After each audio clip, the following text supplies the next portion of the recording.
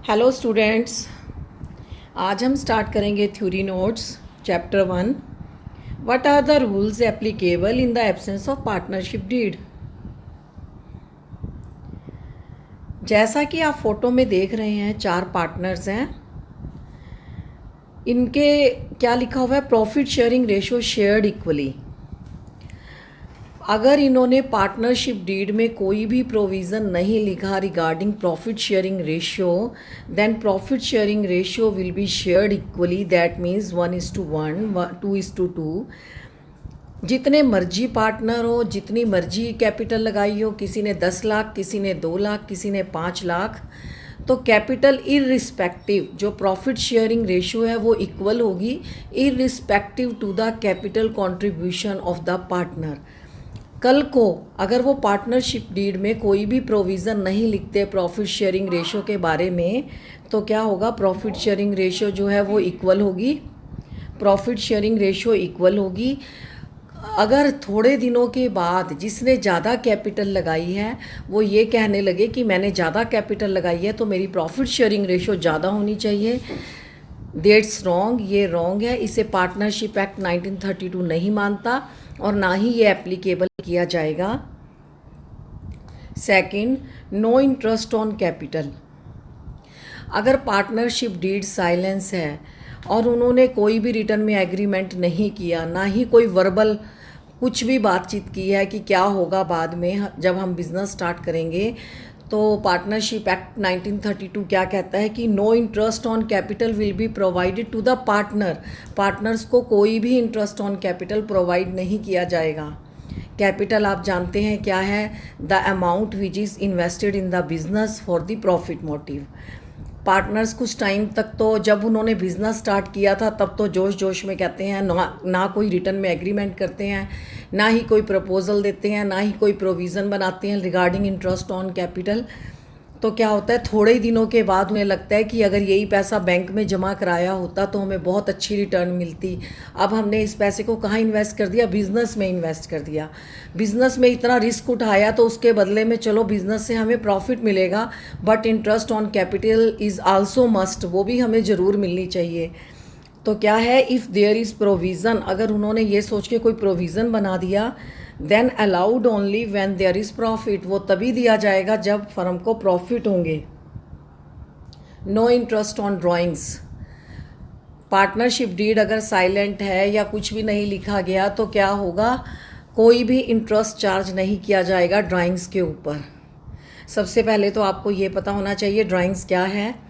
जितने भी पार्टनर्स हैं उनमें से कोई भी अगर एक पार्टनर या सारे बिजनेस में से कुछ पैसा अपने पर्सनल यूज़ के लिए निकालते हैं और कितने टाइम के लिए यूज़ करते हैं उसके ऊपर कुछ इंटरेस्ट चार्ज किया जाता है जो फर्म चार्ज करती है, that is interest on drawing. अब यहाँ पे क्या है इसमें कि 4 पार्टनर्स हैं, तो उसमें क्या हुआ कि 3 तो पैसा नहीं निकालने लगे बिजनेस से, लेकिन एक ने क्या किया, रोज़ आए मंथ पैसा निकालने लगा। उसको देख के बाकी जो 3 थे उनमें भी डिस्प्यूट पैदा होना शुरू हुआ। तो उन्होंने बाद में ये कहा कि इससे अच्छा अब की बार हम आपसे क्या लेंगे, इंटरेस्ट ऑन ड्राइंग। पर पार्टनरशिप डीड उन्होंने कुछ नहीं लिखा था, कोई प्रोविज़न नहीं किया था, तो इसलिए क्या है, कोई भी इंटरेस्ट चार्ज नहीं कर सकते थे ड्राइंग्स के ऊपर। नेक्स्ट, नो पार्टनर सैलरी और कमीशन। कोई भी अगर आपने पहले से ही नहीं लिखा कि किसको क्या सैलरी और क्या कमीशन दिया जाएगा, तो कोई प्रोविज़न नहीं बना रखा तो किसी भी पार्टनर को कोई सैलरी या कमीशन नहीं दिया जाएगा।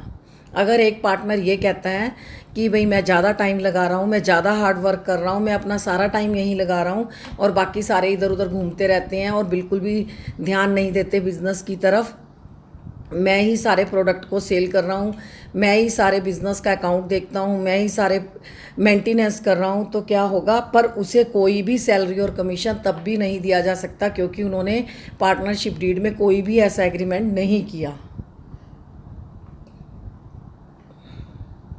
6% rate of interest on partners loan, such interest will be paid even if there are losses.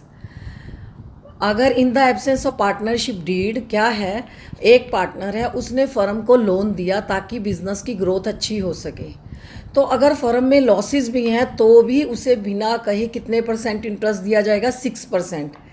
ये पॉइंट आपने बहुत अच्छे से याद करना है, मोस्ट इम्पॉर्टेंट पॉइंट है।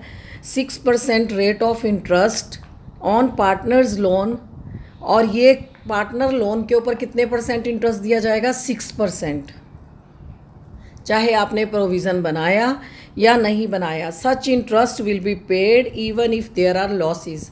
अगर बिजनेस में लॉस हो रहे हैं तो भी क्या होगा कि आपको ये जो इंटरेस्ट है पार्टनर के लोन का देना ही होगा। 4 पार्टनर हैं, एक के पास बहुत ज़्यादा कैपिटल थी, उसने बिज़नेस की ग्रोथ के लिए कुछ पैसा बिज़नेस को और दे दिया, फर्म को लोन दे दिया।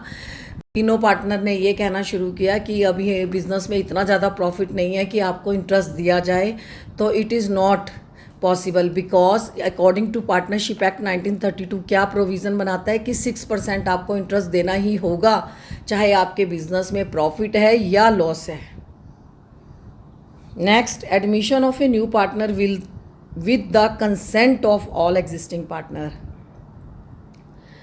Admission of a new partner, आपने जो भी बिज़नेस स्टार्ट कर रखा है उसमें नया पार्टनर तभी आ सकता है जब सब पार्टनर, जो एग्जिस्टिंग पार्टनर, एग्जिस्टिंग का मतलब जो उस समय उस बिज़नेस को रन कर रहे हैं एग्जिस्टिंग पार्टनर, और कंसेंट का मतलब है सहमति, सारे पार्टनर की सहमति के साथ ही आप नए पार्टनर को उस बिज़नेस के अंदर एडमिट कर सकते हो, एडमिशन कर सकते हो। ये रूल्स हैं एडमिशन के। Admission of a new partner with the consent of all existing partner. 4 partner हैं, एक नया दोस्त मिल गया, उसने कहा मैं बहुत ज़्यादा पैसा लगा दूंगा, बाकी 3 एग्री नहीं थे उसको एडमिट करने के लिए, तो उसमें क्या है, एडमिशन ऑफ ए पार्टनर नहीं हो सकता क्योंकि उन्होंने पहले पार्टनरशिप डीड में कोई भी प्रोविज़न नहीं बनाया था। अब एडमिशन उसकी तभी हो सकती है जब सारे पार्टनर अपनी सहमति दें कि हाँ वो एडमिट हो सकता है हमारे बिजनेस में। अब नेक्स्ट है, each partner can participate in the conduct of business.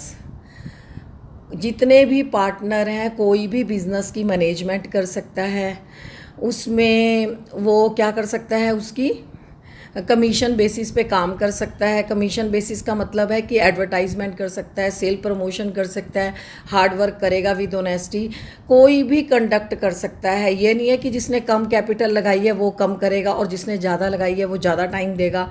Each partner can participate, कोई भी 4 पार्टनर हैं अगर, तो क्या कर सकता है, participate in the conduct of business, business से रिलेटेड किसी भी काम की मैनेजमेंट कर सकता है in the working hours. Next, each partner can inspect the books of firm and take the copy of same.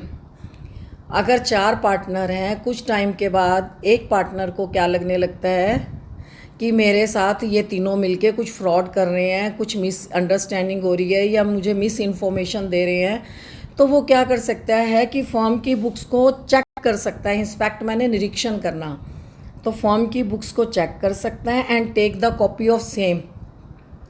अगर वो कम पढ़ा लिखा है और अकाउंट्स की नॉलेज नहीं रखता तो उसकी कॉपी ले जाके वो बाहर किसी से भी ऑडिट करा सकता है कि ये जो बाकी 3 हैं वो कोई किसी तरह की मैन्युपुलेशन, किसी तरह की विंडो ड्रेसिंग या कोई फ्रॉड या कुछ भी मिसलीडिंग तो नहीं कर रहे इंफॉर्मेशंस में या अकाउंट्स में।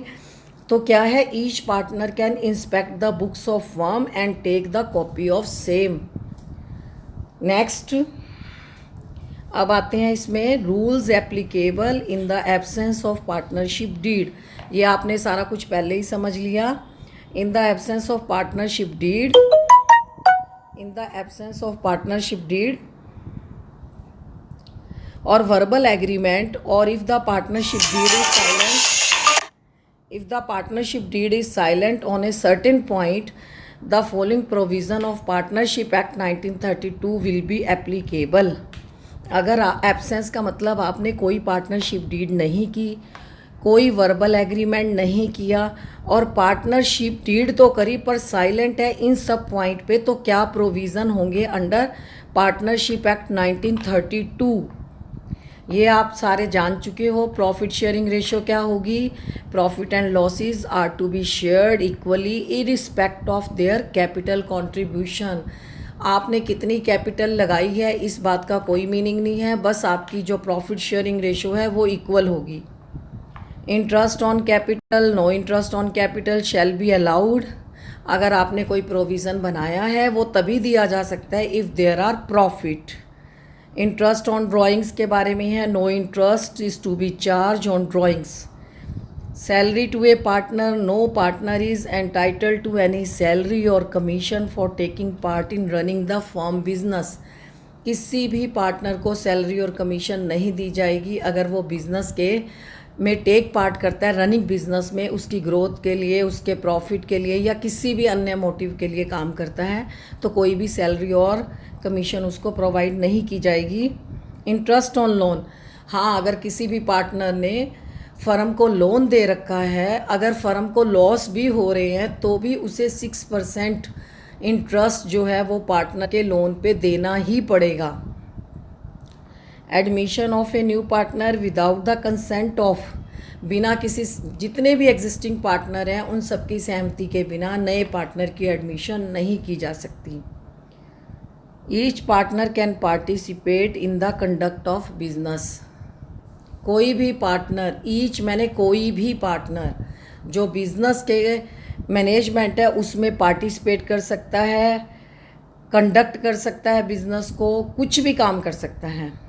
Each partner can inspect the books of firm and can take a copy of the same, कोई भी पार्टनर कभी भी बुक्स को चेक कर सकता है, इंस्पेक्ट कर सकता है। जब उसको ये लगे कि कहीं विंडो ड्रेसिंग तो नहीं हो रही, कोई फ्रॉड केस तो नहीं हो रहा, कोई मैन्युपुलेशन ऑफ अकाउंट्स तो नहीं हो रहा, या कोई मिसलीडिंग इन्फॉर्मेशन तो प्रोवाइड नहीं की जा रही, या प्रॉफिट तो कम ज़्यादा नहीं हो रहा, तो वो क्या कर सकता है, उसकी एक कॉपी लेके बाहर से भी चेक करा सकता है। It should be remembered that partner may change any of the above provision by coming to a common agreement. अगर पार्टनर्स आपस में मिलकर कॉमन एग्रीमेंट करते हैं, तो ये जितने भी पॉइंट्स हैं इनकी जो रेशियो है उसको चेंज कर सकते हैं, अपने सारे provision, terms, condition, rights, duties and responsibility, इन सब में चेंजेस कर सकते हैं विद द कॉमन एग्रीमेंट, अपने आपस की सहमति के द्वारा, कॉमन एग्रीमेंट के द्वारा या रिटर्न इंस्ट्रूमेंट के द्वारा, किसी भी तरीके से इन सारे प्रोविज़न्स में वो चेंज भी कर सकते हैं। Thank you.